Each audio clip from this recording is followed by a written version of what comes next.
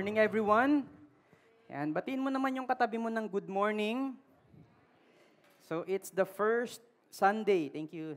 First Sunday na po ng May. Sino po dito yung parang ang bilis lang para sa inyo ng April? Di ba? Yung parang naalala nyo yung January, parang ang tagal-tagal. Tapos yung yung April, parang ang bilis lang. Tapos May na kagad. Yung April ang bilis lang, tapos May na kagad. So today, we're gonna be starting with a brand new series. It's called Walk With Me. Okay, so ang gagawin po natin is maglalakad po tayo mamaya. Okay lang po ba yun? Kasi Walk With Me yung title ng series natin. No, joke lang po yun. I think this is a great follow-up doon po sa ating series na tinapos last week. Last week, we ended our series. It's called Jesus Period. Diba? Naalala po ba natin yung Jesus Period? We were talking about Jesus Christ being at the center, being supreme, being first, being preeminent in everything. So yun po yung pinag-usapan natin dun sa Jesus Period. We have learned that Jesus is our Lord. And ano po yung response na gagawin natin? We're gonna walk with, ito po yung gagawin natin. Kaya ito po yung pag-uusapan natin, walk with me. Because this is about relational discipleship. Okay, relational discipleship. When we talk about discipleship, we're talking about three things. Ito po yung tatlong bagay na yon. It's about following Jesus. It's about fellowship with believers. It's about fishing for men. So simply put, when we say na we are a disciple of Jesus Christ, we follow Jesus Christ, ito po yung gusto nating sabihin. We want to follow Jesus. We want to have fellowship with with other believers, and we also want to fish for men. Pero we're not gonna do this alone. We're gonna do this together. Kaya po, walk with me. Okay? Nagigets po ba natin yung reason kung bakit walk with me yung title ng ating series? And ito po yung gusto kong matandaan natin as we go through this series, that walking with Jesus is both personal and congregational. Walking with Jesus, ito po yung ginagawa natin as we follow Jesus. We are walking with Him. It's both personal, pero it's also congregational. So ready na po ba tayo to learn and know more about this series? So can I invite everyone to please stand up as we read Luke chapter 5, verses 1 to 11. So Luke chapter 5, verses 1 to 11.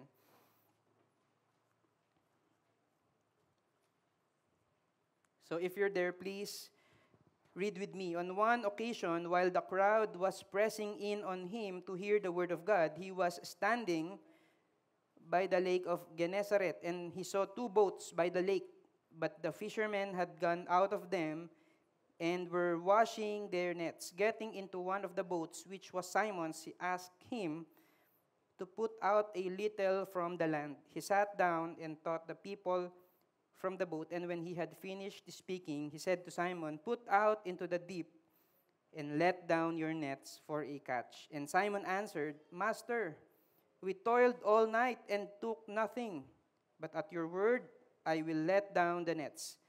And when they had done this, they enclosed a large number of fish, and their nets were breaking. They signaled to their partners in the other boat to come and help them. And they came and filled both the boats, so that they began to sink. But when Simon Peter saw it, he fell down at Jesus' knees, saying, "Depart from me, for I am a sinful man, O Lord."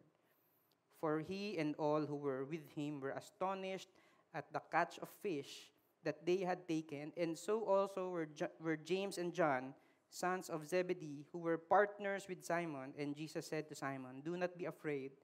From now on, you will be catching men."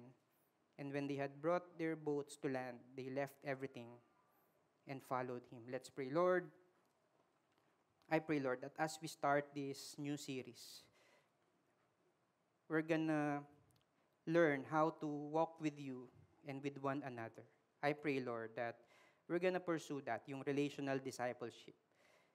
Na we're gonna follow you, we're gonna fish for men, we're gonna have fellowship with one another, and we're not gonna do it alone, we're gonna do it together by your grace. Maraming salamat po, Lord, in Jesus' name. Amen. So pwede na po tayong maupo, and as you take your seats, pwede bang tignan mo yung katabi mo? Yan, titigan mo lang kung sino yung katabi mo. And isipin mo kung sino yung kamukha niyang artista. Yan, di ba? Parang, uy, mukhang artistahin. Sino po dito, you agree na yun pong katabi nyo ay artistahin, di ba?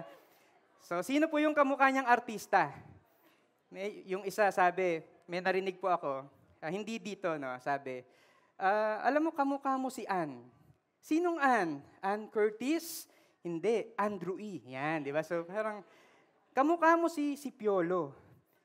Piolo Pascual? Hindi, Piolo Contis. Yan, di ba? So, sino po dito, parang one day, you have dreamt na gusto nyong maging artista. Parang naisip, parang gusto ko paglaki ko maging artista. Yan, so, and ang pangarap mo kasi, hindi lang mag-artista, pero lumabas sa TV. Yan, lumabas sa TV. So, yung iba iniisip, Sadako, di ba? Yung lumabas sa TV, yung literal. But, alam niyo po, wala po akong alam sa pag-aartista. Yung iba ayaw maniwala. Talaga, wala po akong alam sa pag-aartista. Wala po akong alam sa show business, okay? But there's something that I know about how TVs work. Ang layo, di ba? How TVs work. Yun po yung alam ko. Kasi what happens is that yun pong, kung nanonood po kayo ng mga local channels, di ba, kagaya nito, hindi ko alam kung yung Batang Quiapo or yung probinsyano. So, ang nangyayari po niyan, sa isang particular na time slot, di ba, may mga pinapanood tayong shows, meron pong, yung pong broadcasting company ay nagbo-broadcast po siya to everyone. So, meron pong, yung broadcasting company, meron silang technology, may tower, everything. Magbo-broadcast yan to everyone. Ngayon, as long as you are tuned in to that channel, mapapanood mo kung ano yung binobroadcast nila. Tama po ba? Ganun po yung nangyayari. Meron po ba dito, parehas kayong nanonood ng GMA, pero magkaiba yung shows? Di ba? Walang ganon. As long as you are tuned in to the same channel, you're gonna receive the same show, or you're gonna be able to watch the same show. Tama? In contrast, doon po sa cellphone. Ayan. Sino po ganyan pa din yung cellphone nyo hanggang ngayon? Yung parang, yung iba, ano yan? Di ba? Cellphone ba yan? So, ito po yung cellphone nung panahon ayan. So, ito po yung dating cellphone. Contrast, dun sa cellphone, kasi yun pong cellphone, meron po yung mga cell site, just like this. Ganito pa din, cell site, na actually, yun pong cell site, binobroadcast din niya sa lahat ng cellphone. Ang question, bakit hindi tayo lahat nakaka-receive nung same message? Di ba yung message na tinext ni Ron sa akin, ako lang po yung makaka-receive, hindi nyo mare-receive. Tama po ba? Bakit ganun? Wala namang cable na mahaba na kung ano yung sinend niya, ako lang yung makaka-receive. So the cell site, nagbo-broadcast din po siya sa lahat, pero yun pong cellphone that we have ay merong specific ID. Yung SIM card po natin, may sarili po yung ID that makes you the only one that receives that message. And so, as we start this series, ito pong binasa natin kanina, I'd like to read from Luke chapter 5. Again, on one occasion, while the crowd was pressing in on him to hear the word of God, he was standing by the lake of Gennesaret, and he saw two boats by the lake, but the fishermen had gone out of them and were washing their nets. Getting into one of the boats, which was Simon's, he asked him to put out a little from the land, and he sat down and taught the people from the boat. So, ang picture po niyan, si Jesus Christ is preaching to the people, and marami pong crowds, marami pong mga tao. So pagka naisip ko po yung crowd, naiisip ko yung pila sa MRT. Di ba yung ang haba-haba, ang dami. O kaya kapag ka nasa Divisoria ka, yung madaming tao. Tapos kapag ka nasa MRT ka, yung guard, maggagamit yan ng megaphone. Sasabihin niya, yun pong mga nakatayo dun sa yellow line, parang aatras po kayo. So it's a message to everyone na aatras po kayo, Pero naalala ko po kapag I think dito yata 'yon dito sa may crossing, 'di ba? Sa may Saluisoy. May naalala po ako. Meron pong anong tawag doon, traffic enforcer sinasabi niya, "Okay, wala po munang tatawid." Pero bigla siyang merong in-specify na tao. O yun pong nakaitim, yung nakasombrero, sabi ng wag kang tatawid eh. Di ba yung parang talking to a crowd, tapos biglang kinausap yung isang particular person. And in the same way, there is a crowd at nung time po ni Jesus, He was talking and preaching to the crowd. Ito po yun. Pero, ano po yung ginawa ni Jesus? Ang ginawa po niya is, nakita niya, merong dalawang bangka, 2 boats. And yung isa po doon ay pag-aari ni Simon. Si Simon is si Peter. So, Simon Peter. Ngayon, ano po yung nangyari? Kinuha niya yung isang bangka, doon po siya sumakay, kasi yun yung parang magiging stage niya, di ba? So, meron pong practical reason why he did that. Kasi imagine kung tayo po dito sa church, organize tayo kasi meron tayong stage, tapos meron po kayong silya. Pero imagine, ito ay walang stage, walang building, nangyari po siya sa labas. Okay? So wala pong stage. So what Jesus did is kinuha niya yung bangka, dun siya sumakay so that yun pong bangka would act as a stage. Pero ang question ko po sa atin, yun lang ba talaga yung reason ni Jesus? Para meron lang stage? Or do you think na He's talking to the crowd and yet He also has this special message to Peter? Coincidence lang ba na si Peter yung may-ari ng bangka and that si Peter ay nakikita na niya, nakakausap na niya, naririnig na niya si Jesus before this? Or do you think na inarrange talaga ni Jesus yon so that He will be able to speak to Peter personally? And I think ganun din po tayong lahat. Yun pong preaching that I prepare every Sunday. Of course, I prepare it, based on the Word of God. Ibig sabihin, we want to be faithful to the Word of God. And I'm thinking, when I'm creating the message, I'm thinking of all of you. Wala pong specific na person. Pero, sino po dito minsan, yung parang ako yung kinakausap ni pastor. Yung parang ganon, yung parang na-experience nyo na ba yun? Whether that's me or the other preachers, pastors are preaching. Bakit parang ako yata yung kinakausap? Bakit parang sa akin talaga yung message? It's because I want you to know that you are not just part of the crowd. You are not just part of the crowd. We may be many here, marami po tayo dito, and you think na pagpasok mo dito, you're just part of the crowd. I don't know how many we are here right now, probably mga 200 or 150 to 200. You're thinking na parang pupunta ako dito, ay siguro wala namang makakapansin sa akin. Kasi madami naman kami, I'm just part of the crowd. But let me tell you that you are not just part of the crowd. Jesus has a personal invitation for you to walk with Him. Jesus is speaking to you. Jesus has been inviting you to walk with Him personally.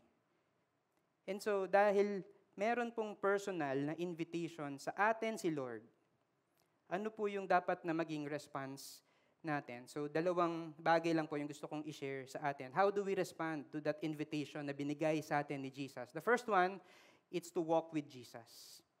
It's to walk with Jesus. When Jesus invites us to walk with Him, what do? We walk with Him. We walk with Jesus. So, ito po yung nangyari. After po niya, sabi po dito, and when He had finished speaking, so tapos na pong mag-preach si Jesus. After po noon, He said to Simon, "Put out into the deep and let down your nets for a catch." And Simon answered, "Master, we toiled all night and took nothing, but at your word I will let down the nets." So, hindi pinalagpas ni Jesus yung pagkakataon na nandoon na si Jesus sa boat, si Peter yung may-ari nung boat. ano po yung ginawa niya? Hindi niya sinabi na, tapos na yung preaching. Okay, uwi na tayo. Hindi po ganon. He spent some time with Peter and sabi niya, tara Peter, let's go on a little adventure. Ano yung gagawin? Yung nets mo, ihulog mo ulit dun sa tubig. Sabi ni Peter, medyo hesitant siya. Sabi niya, Master, we toiled all night and took nothing. Magdamag na nga kaming nangingisda, tapos wala naman kaming nahuli. Okay, so in other words, parang sinasabi niya na, wag na lang kaya. Kasi nag-effort na ako eh.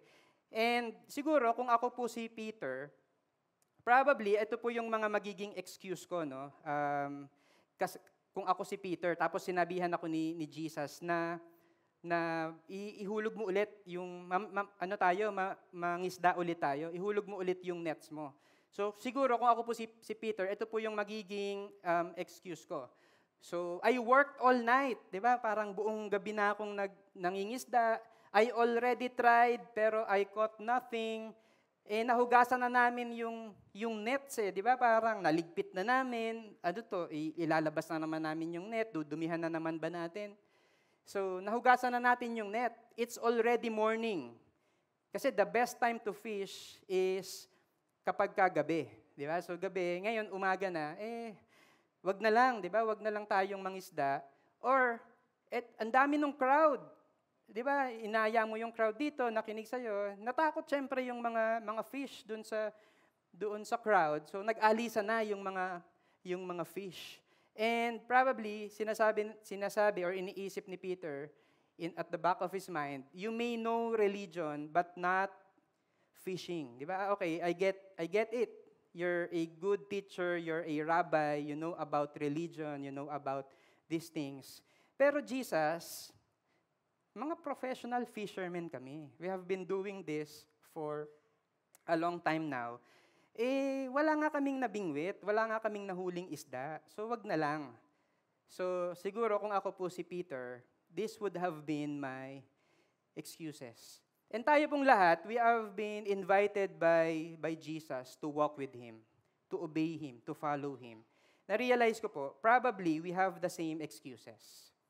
We may have the same excuses. Probably sinasabi po natin, I'm already tired. Yan ang sabi ni Jesus, probably, mag-spend ka naman ng time sa anak mo. Kasi you have been working all day long. Di ba? Asipag ka sa opisina, sa trabaho mo, sa business mo. How about you spend some time with your wife and with your kids? Tapos ang dahilan natin, Jesus, okay na, wag na lang. Pagod na ako eh. Mag-serve ka naman sa church. Mag-ministry ka. Jesus, Sunday lang yung pahinga ko eh. Maglalaba pa nga ako mamaya eh, pag uwi. Kaya nga ako maaga ngayon eh. I'm already tired. O kaya, I already tried, but nothing good happened to me. Sinubukan ko na mag-obey, mag-follow sa'yo. Kaso lang, nung nag-follow ako, saka nalugi yung business, saka humina yung benta namin. In fact, nag-serve nga ako sa'yo, galing ako sa ibang church. Ngayon, kaya nga ako nandito ngayon kasi na-offend ako dun sa dati kong church. I already tried, but nothing good happened to me. It's too much effort. Sobra naman kapag gagawin ko pa to, ang tindi ng effort na kailangan kong i-exert, kailangan kong gawin. It's too much effort. It's not the best time.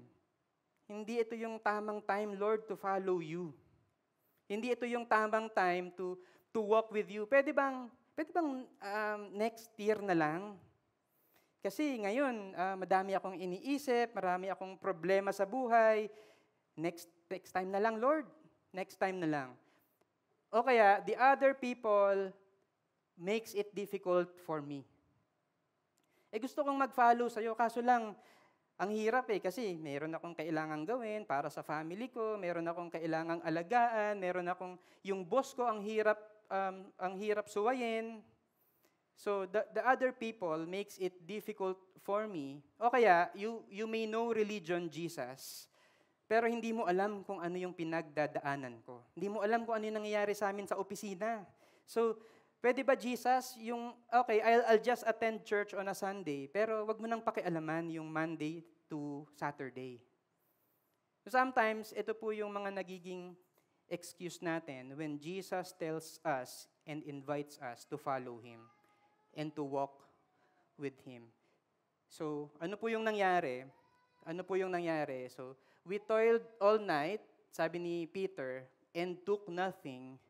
But I like what he said next. But at your word, I will let down the nets.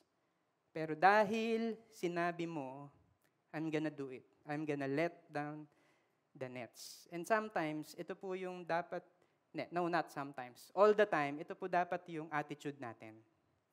There are a lot of things that we will not understand. We are already tired. We already tried. We think that it's not the best time to follow Jesus. Pero dahil sinabi ni Jesus, at your word, we're gonna walk with Him and we're gonna follow Him. Siguro, si Peter, again, kung ako si Peter, probably ito po yung mindset ko, no? Iniisip ko, sige na nga, gawin na nga natin. Mag-follow na nga tayo kay Jesus. Ilaglag na nga ulit natin yung nets natin. I'm sure kapag ginawa natin yan, I'm sure mapapahiya si Jesus. Kasi mga professional fishermen nga tayo, sinubukan na natin. Tapos all the factors are not according dun. Hindi siya, parang it feels like parang wala na silang mahuhuli kasi maaga na, tapos maraming tao, tapos sinubukan na nila. Di ba yung the logic says na parang mapapahiya si Jesus. Pero sige, gagawin ko na lang, itatry ko pa din, pero at the back of your mind, you're thinking mapapahiya si Jesus. Pero what happened in verse 6? And when they had done this, they enclosed a large number of fish, and their nets were breaking. Ano po yung nangyari? They were able to get a lot of fish. Contrary to what they believe.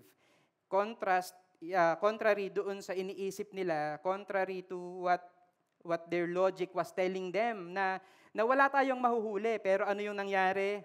Napakadami nung nahuli nila. Okay? So, bakit ganun? Di ba? Yung parang, ito nga, professional expert fishermen. Tapos, ano yung nangyari? Yun pong nangyari is beyond their logic, beyond their experience. Di ba? Hindi nangyari according to how they expect it to happen, pero ano po yung nangyari? Nakakuha pa sila ng mas maraming isda. And I hope na ganun din po tayo, kasi sometimes we're always thinking, kapag ba nag-follow ako kay Jesus, sulit kaya yung pag-follow ko kay Jesus? Meron kayang mangyayari kapag nag-follow ako kay Jesus? And I hope yun pong iniisip natin na mapapahiya si Jesus will be changed to hindi ka mapapahiya kay Jesus. Okay po ba yun? We just know na kapag sinubukan nating mag-follow kay Jesus, hindi ka mapapahiya kay Jesus. Kasi dahil si Jesus, He has already won over sin and death. Di ba sinabi niya nung namatay siya on the cross, it's finished. It's already done. So, we may not get everything that we are praying for. We may not get everything that we want to happen. Pero I'm sure na hindi po tayo mapapahiya kay Jesus when we just put our lives on Him and when we believe Him and when we follow Him. That is what happened to Peter. He was thinking na probably na mapapahiya sila when he let down the nets once again. Pero hindi po sila napahiya kay Jesus. They were able to catch a lot of fish. So ano po yung naging response ni Peter? When Simon Peter saw it, he fell down at Jesus' knees, saying, "Depart from me, for I am a sinful man, O Lord." Ito po yung naging response niya. Ito po yung naging reaction niya when he understood the power and na si Jesus Christ is supreme, si Jesus Christ is preeminent, si Jesus Christ inutusan yung mga fish to go at this specific part of the water at this specific time. When he realized na yung experience niya at yung logic niya is way inferior to the power and to the majesty of Jesus. Ano po yung ginawa niya? Na-realize po niya how sinful he was and how it is wrong for him not to trust Jesus Christ. And so, I'd like for us to listen when Jesus speaks. Makinig ka kapag may sinasabi si Jesus. Kasi minsan we are too quick to dismiss kung ano yung sinasabi ni Jesus. Pagka nagbabasa tayo ng Bible, meron pong word na binabanggit dito sa preaching.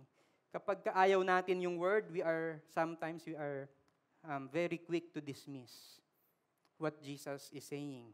So we will listen when Jesus speaks, and we're gonna obey when Jesus commands, and we're gonna follow when Jesus calls.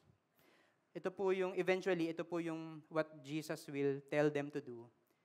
Verse 10, and Jesus said to Simon, "Do not be afraid.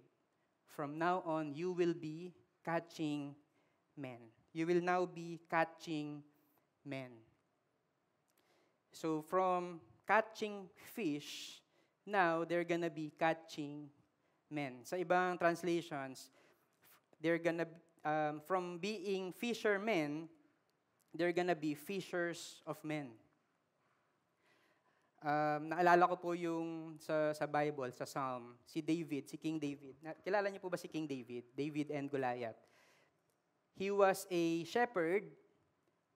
Literally, shepherd po siya ng mga sheep, but God called him to shepherd his people.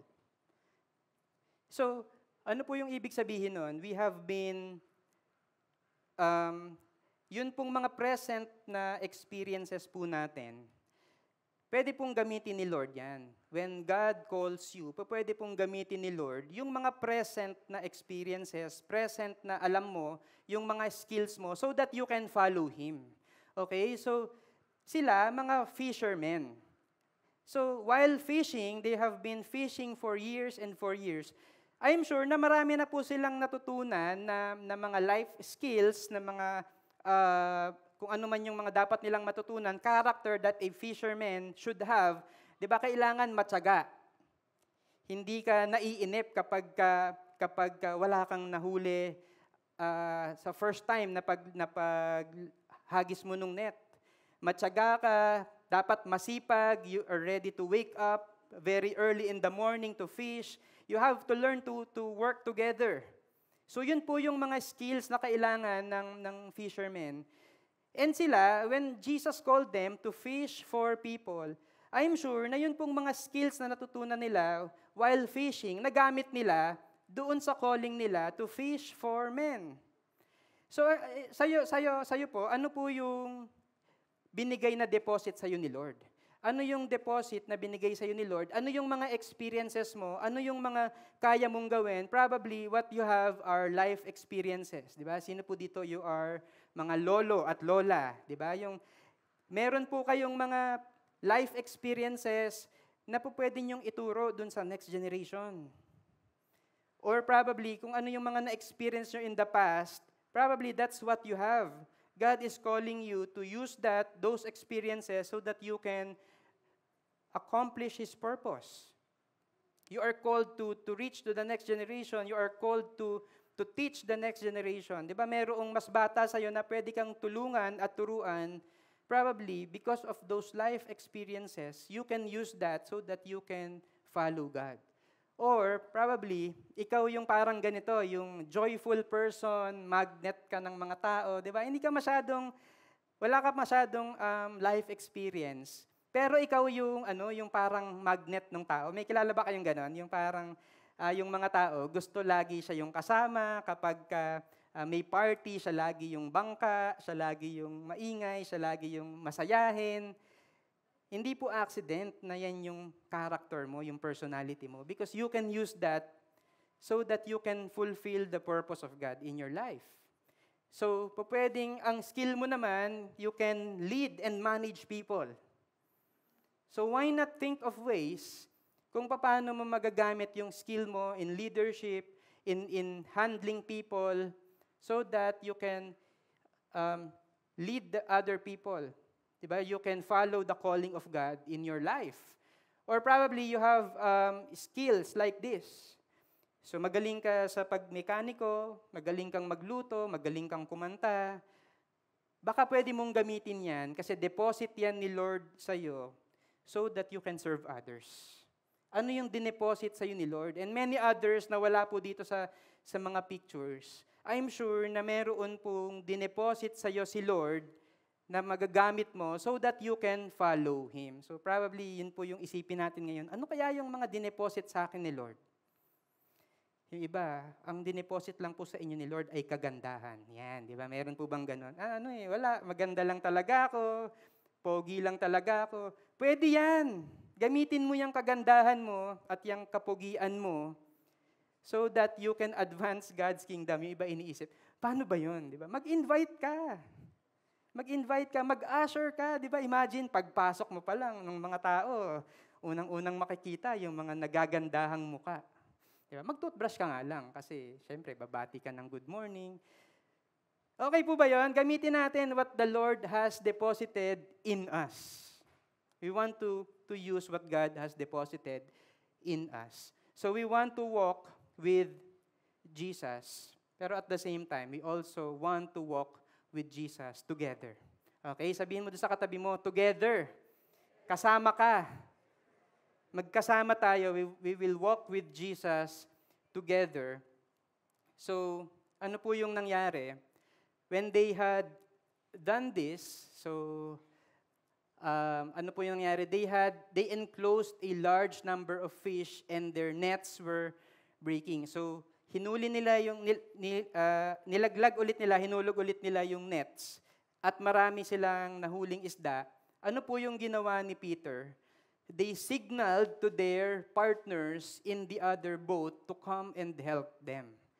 Uy, kailangan namin ng tulong. Tara dito, tara dito. Ang dami naming nahuling isda. So they signaled to the other boats na tulungan sila, and they came and filled both the boats so that they began to sink. Yun pong isang binabasa ko na article, yung ni-research ko. Yun daw pong word na partner. Ito. Partner. Hindi lang ito yung parang, ano man tawag doon? Fishing meat. Yan, di ba? Nag-imbento ng sariling word. Hindi lang po ito yung mga kasabayan nila na nangingisda. When we talk about partners, talagang partners sila in many things. Ito po yun. Partners in fishing, pero it's not just fishing, it's much more than fishing. These men not only worked and fished together, they pooled their resources to pay for boats. Meron po bang ganon? Yung parang, anong tawag doon? Yung parehas kayo na, parang business partner kayo. Parang parehas kayong nag-invest sa mga boats, sa nets, and the rights to fish on the lake. Tapos, kapag nabenta na nila yung mga fish, they will divide the fishing revenues according to their respective interests in the partnership. So, hindi lang po ito yung mga kasabay na mangisda.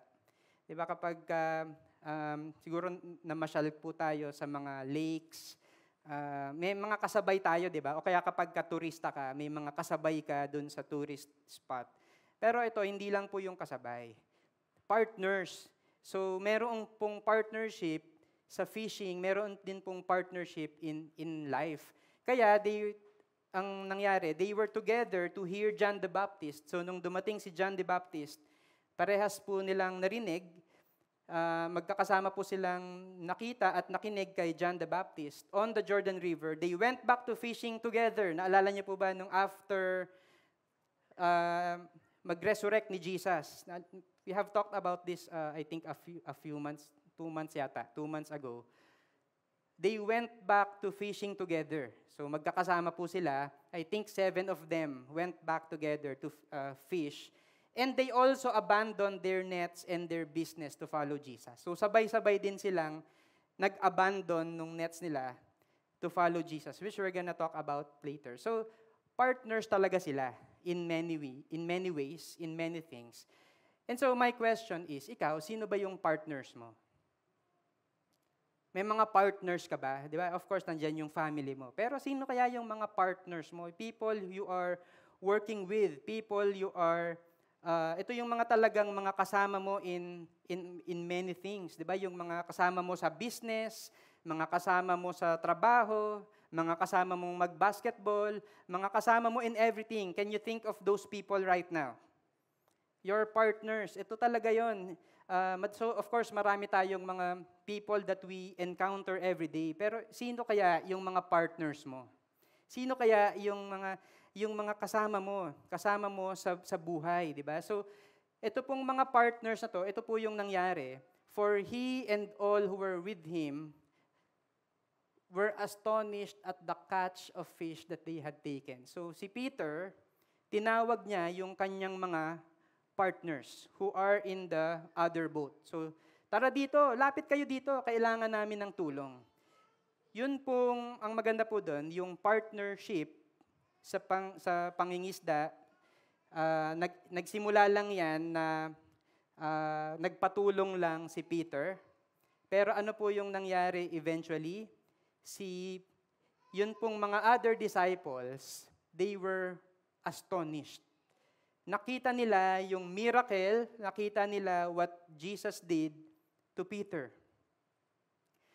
And ano po yung nangyari when they saw that? So, basahin ko lang din yung verse 10. And so also were James and John. So, si James and John, the other disciples.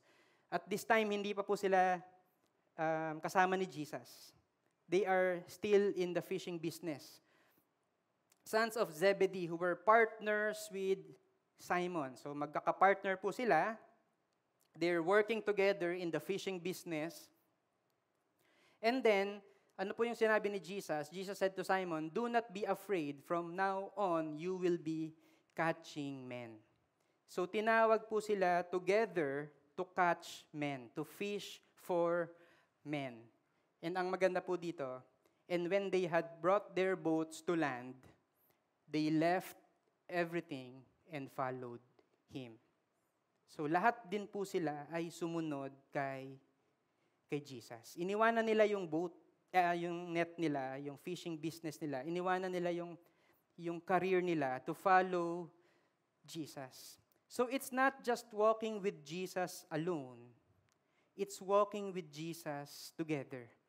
So okay po ba yan? Hindi lang po tayo susunod kay Jesus kasi we have decided to follow Jesus. I hope we're gonna bring our partners, our family, our friends, our business partners, our workmates, our classmates, yung mga kasama natin sa sports, yung mga kalaro natin sa sports or whatever hobby that is. I hope na we're gonna bring them and walk with them in following Jesus. We want to follow Jesus together. So meron pong true to life story as I call our music team. Ito pong, meron pong isang particular na prison in Mexico. Meron po ba dito nakulong na? Hindi, wag niyo na pong itaas yung kamay niyo. True to life story in Mexico. So the year was 1975, November 1975. Naalala ko tuloy yung pinapanood namin dati, yung Prison Break. Alam niyo ba yan? Prison Break, si Michael Scofield, saka yung kapatid niya. Parang ganon, ito yata yung inspiration nun eh. Kasi what they did inside the prison, naghukay sila. Ang goal nila, maghuhukay sila. And then, pag-ahon nila, doon na sa labas nung prison. So they're gonna partner together. Yun po yung partnership nila. Partner together to escape the prison. Alam niyo kung ilan sila? 75. 75 prisoners were there. Nag-try po silang maghukay. So they have been digging for months and for months. I think mga 5 months yata or 6 months. They were just digging and digging and digging. Ang gusto nila, makatakas. So pagdating po ng around April 1976, the following year. Alam niyo po kung saan sila umahon? Just outside of the courtroom. Kung saan sila nasentensyahan ng additional sentence. It's funny to think about it. Tama ba? Yung parang 5 months, 6 months kang naguhukay to escape only to find out na pag ahon mo, you're gonna get additional sentence because of what you're doing. Alam niyo po ang question ko sa atin, saan ka dinadala ng mga partnerships mo? Saan ka dinadala ng mga partnerships mo? I hope na yun pong mga partners in crime natin will become our partners in Christ. Diba? From partners in crime, they're gonna be our partners in Christ. What can you do so that your partners will become your partners in Christ? Kasi ito pong mga disciples, they were fishing together. So eventually, in Luke chapter 6, ito po yung time na tinawag na sila ni Jesus to be His apostles. And when they came, He called His disciples and chose from them 12 whom He named apostles. Simon, whom He named Peter, and Andrew his brother, James and John and Philip and Bartholomew, Matthew, Thomas, James the son of Alphaeus, Simon who was called the Zealot, and Judas the son of James, and Judas Iscariot, who became a traitor. These are the 12 disciples. Ito pong 12 disciples, they are different. Magkakaiba po yan.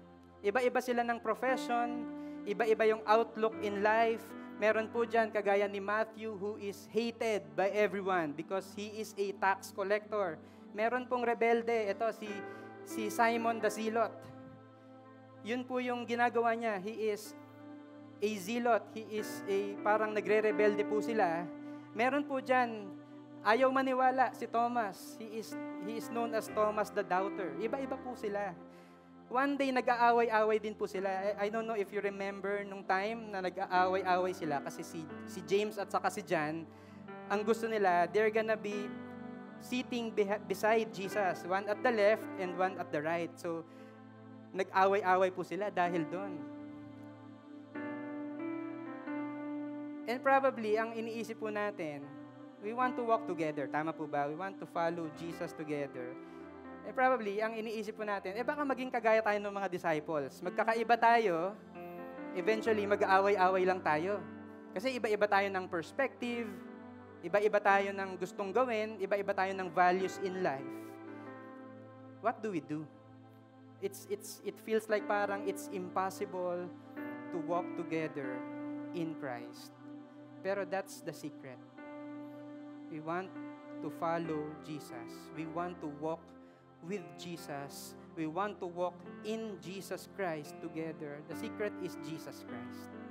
The secret is Jesus Christ. Walking with Jesus together is only possible when we focus on Jesus Christ. Sometimes the reason why we don't want to follow Jesus together, it's because we're looking at each other.